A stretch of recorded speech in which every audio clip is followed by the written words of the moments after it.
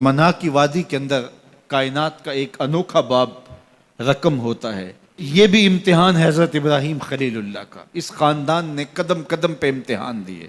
پہلے اولاد نہیں ہے، یہ صدمہ سہا. پھر اولاد ہوئی تو کہا وادی غیر ذی زرع میں چھوڑا.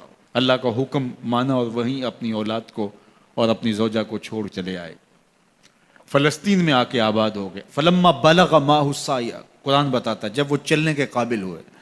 ایک روایت میں 7 سال 8 سال یا 9 سال عمر. بعض نے بلغہ سے بلوغت کی عمر مراد لی ہے. اب حکم ہوتا ہے جاؤ ملاؤ. لیکن یار میں جدہ گیا تو وہاں ایک دوست کے ہاں ٹھہرا تو اس گھر کے اندر کھلونوں کی بوریاں تھیں. تو میں نے اس کو کہا کہ آپ یہ کوئی کاروبار کرتے ہیں؟ تو اس کا دوست بھی تھا ساتھ، تو وہ مسکرا کے کہنے لگا کہ یہ کاروبار نہیں کرتا، بڑی دیر کے بعد اللہ نے اس کو بیٹا دیا ہے. تو اب یہ پاکستان جا رہا ہے تو جب بھی بازار جاتا ہے 10-20 کھلونے خرید لاتا ہے. تو یہ کتنی بوریاں کھلونوں کی بھر گئی ہیں تو یہ بک کروائے گا، ایسے تو نہیں اتنے جا سکتے. تو یار اتنے عرصے کے بعد بیٹا ہوا اور باپ ملنے جا رہا ہے تو اس نے کھلونے جمع کیے.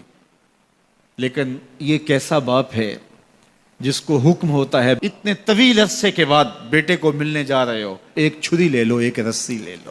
یار ان کے نام باقی ہیں تو یوں ہی باقی نہیں ہیں. امتحان کتنے بڑے تھے. کہا جاؤ، لیکن ہاتھ میں رسی لے جاؤ، ہاتھ میں چھری لے جاؤ.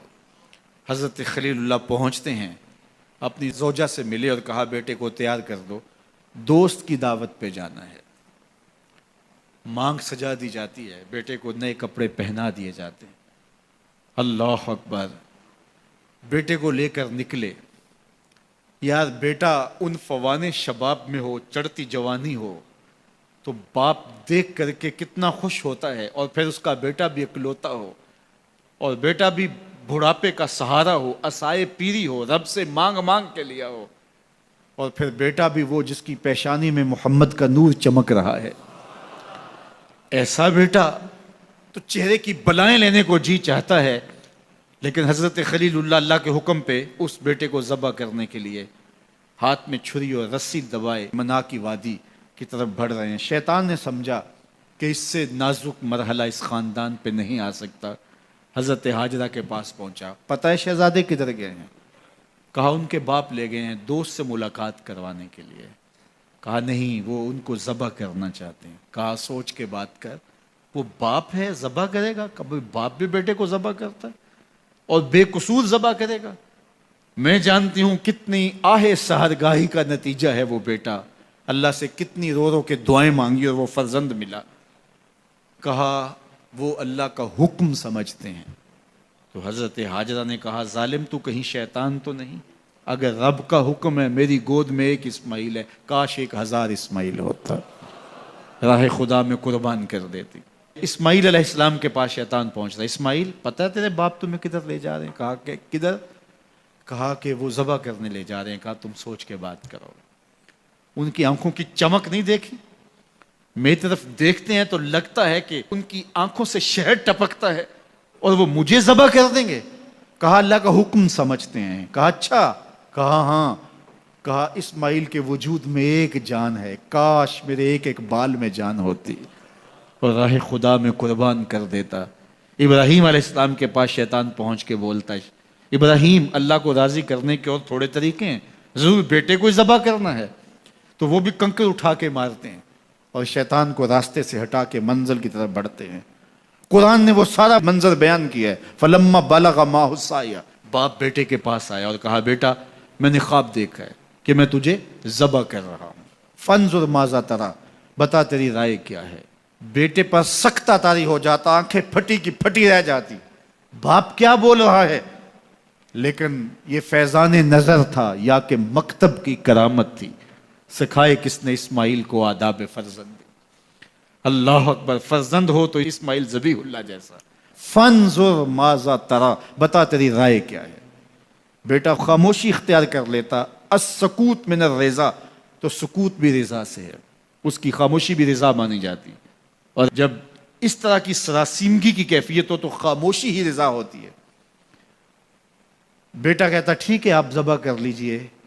یہ بھی امتثال امر ہوتا، لیکن بیٹے نے 2 قدم بھر کے بات کی. بیٹے نے کہا یا ابا تفعل ما تؤمر ستجدنی ان شاء اللہ من الصابرین. ابا جان ذبح کیا ہے، جو کرنا ہے کیجئے. یہ نہیں کہا یا ابا تذبح، ہاں ابا جی ذبح کر لیجئے. ذبح کا جواب ذبح سے نہیں دیا، بلکہ کہا یا ابا تفعل، اے ابا جان کیجئے، ما تؤمر، جو بھی حکم ہو. ذبح کیا، جو بھی کرنا ہے کیجئے.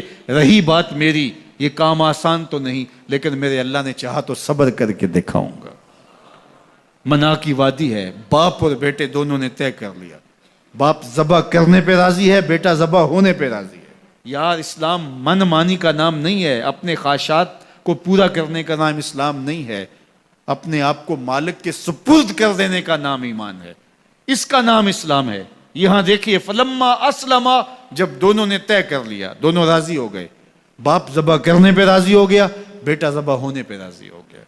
وَتَلَّهُ لِلْجَبِينِ، اور باپ نے بیٹے کو پیشانی کے بل لٹایا. قرآن نے وہ سارا منظر بیان کیا ہے. اس پر مفسرین کے 2 قول ہیں. ایک یہ کہ الٹا لٹایا تاکہ کفا سے ذبح کروں، گردن کے پچھلے حصے پر چھری رکھ کے ذبح کروں گا، منمونہ چہرہ میری آنکھوں کے سامنے نہ ہو اور میرے دل کے اندر کوئی جذبہ رحم نہ جاگے جس سے اللہ کے حکم کی تعمیل میں دیر ہو جائے. اور دوسرا معنی یہ کیا کہ آپ جانور قربانی کے لیے ذبح کرتے ہیں تو اس کی گردن کو بل دے کے اس کی پیشانی کو زمین پہ لگا دیتے ہیں تاکہ یہ رگیں تن جائیں اور ذبح کرنے میں آسانی ہو. حضرت اسماعیل کی معصوم گردن کو بل دے کر کے ان کی پیشانی پتھر کے ساتھ جوڑی گئی. وَتَلَّهُ لِلْجَبِينِ، پیشانی کے بل یوں لٹایا گیا کہ گردن کھل جائے اور بیٹے کو ذبح کرنا آسان ہو. آنکھوں پہ پٹی باندھ لی کہ یہ منظر تو دیکھا نہیں جا سکے گا، اللہ کے حکم کی تعمیل بھی بہر صورت کرنی ہے. سعادت مند بیٹا بولتا ابا جان مجھے رسیوں سے جکڑ لیجئے، کہیں ایسا نہ ہو کہ میں تڑپوں اور اللہ کا حکم پورا کرنے میں آپ کو دیر ہو جائے. باپ بیٹے کو رسیوں سے جکڑ لیتا ہے، ہاتھ میں چھری پکڑی ہے، ذبح کرنے لگتے ہیں تو بیٹا بولتا ہے ابا جان رسیاں کھول دیجئے. کیوں؟ آپ کا منصوبہ، آپ کا پروگرام تبدیل ہو گیا. کہا نہیں. تو پھر کیوں رسیاں کھولوں؟ کہا کہیں ایسا نہ ہو کہ کل کا مورخ لکھے کہ باپ ذبح کرنا چاہتا تھا، بیٹا ہونا نہیں چاہتا تھا، باپ نے باندھ کے کیا. کھول دیجئے، نہیں تڑپوں گا. رسیاں کھل جاتی ہیں. بیٹا پیشانی کے بل لٹایا ہوا ہے، ہاتھ میں چھری پکڑی ہے، منا کی وادی ہے، کارکنان قضاء و قدر کی چیخیں نکل رہی ہیں، حوریں تھرا رہی ہیں، زمانہ کانپ رہا ہے، منا کی وادیوں پر تھر تھراہٹ ہے. مالک قیامت آنے والی ہے. فرشتے بھی پوچھ رہے ہیں کہ مالک کیا ہونے والا ہے. کہا تم کہتے تھے انسان کو پیدا کر رہا ہے، سجدے تو ہم کریں گے، ذرا میرے بندے کی ادا تو دیکھو، ذرا میرے بندے کا انداز محبت تو دیکھو، میری فرما برداری، انقیاد امر اور اطاعت اور امتثال امر کی مثال تو دیکھو، ذرا دیکھو میرا بندہ میرے حکم کی تعمیل کیسے کر رہا ہے. اللہ اکبر. کائنات آنکھیں جھپک رہی ہے، سورج منہ چھپا رہا ہے کہ یہ منظر دیکھا نہیں جا رہا، اور منا کی وادی تھر تھر کانپ رہی ہے کہ ایک بوڑھا باپ ہاتھ میں چھری پکڑے اپنے نونہال فرزند کو ذبح کرنا چاہ رہا ہے. عجیب منظر ہے کائنات کے اندر. حضرت ابراہیم آگے بڑھے، بیٹے کی گردن پہ چھری رکھی اور پوری قوت کے ساتھ چھری کو جنبش دی. اللہ اکبر. لیکن ایک بال بھی نہیں کٹا. پاس پڑے پتھر پر چھری کو مارا. لما تقطع یا سکین، چھری کاٹتی کیوں نہیں؟ تو چھری نے آواز دیا الخلیل یامرنی والجلیل ینہانی، خلیل مجھے کاٹنے کا کہتا ہے، رب جلیل کہتا ہے خبردار ایک بال بھی کاٹا. کہا چھری تیرا کام تو کاٹنا ہوتا ہے. کہا حضرت آگ کا کام بھی تو جلانا تھا، جس نے آگ کو جلانے سے روکا تھا آج اس نے مجھے کاٹنے سے روک دیا. اس کا یہ مفہوم بھی نکالا جا سکتا تھا کہ میں نے تو چھری چلا دی، اب چھری نے کچھ نہیں کیا تو میرا کیا قصور. اللہ اکبر. دوبارہ چھری تیز کی اور حلق پر چھری کی نوک رکھی اور اپنا سارا وزن ڈال دیا. گردن کٹ گئی، خون بہنے لگا اور دل میں تھا کہ اتنا بڑا کام جو میں نے کر لیا. لیکن جب پٹی کھولی تو دیکھا منظر بدلا ہوا ہے.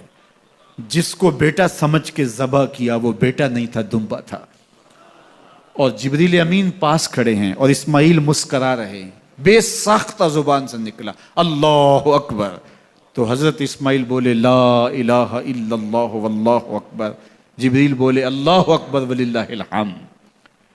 اب یقین تھا کہ یہ سارا اہتمام ادھر سے، جبریل کا آنا اور دمبا پڑا ہے اور ذبح پڑا ہے اور جبریل امین موجود ہیں تو یہ یہی لے کر آئے ہوں گے، اور بیٹا مسکرا رہا ہے۔ یہ سارا منظر، یہ قرینہ حالیہ بتا رہا تھا کہ یہ سارا الوہی اہتمام ہے، رب نے قربانی قبول کر لی۔ لیکن صرف اتنا ہی نہیں ہوا کہ یہ قرینہ حالیہ آپ کو یقین دلاتا، بلکہ منا کی وادی چمکنے لگی اور وہی کے اجالوں سے پوری وادی روشن ہو گئی، اور آواز آنے لگی وَنَادَيْنَاهُ أَن يَا إِبْرَاهِيمُ قَدْ صَدَّقْتَ الرُّؤْيَا إِنَّا كَذَلِكَ نَجْزِي الْمُحْسِنِينَ۔ یہ منظر دیکھا تو ابراہیم ابھی کوئی سوال کرتے، کسی سے پوچھتے کہ یہ کیا ہوا، اتنے میں وہی نازل ہوئی، اے ابراہیم تو نے واقعی خواب پورا کر دکھایا، اِنَّا كَذَلِكَ نَجْزِي الْمُحْسِنِينَ، ہم اپنے بندوں کو یوں ہی صلہ دیا کرتے ہیں۔ تیرے بیٹے کو ذبح نہیں کروانا تھا تیرے ہاتھوں سے، ہم نے تیرا امتحان لینا تھا، بس ابراہیم تیرا امتحان پورا ہو گیا۔ ہم نے تیری سنت کو اب قیامت تک کے لیے باقی رکھا، قیامت تک کے لیے باقی رکھا۔ اور پھر خود میرا رب کہتا ہے سلام علی ابراہیم، اے ابراہیم تیرے اوپر سلام ہو۔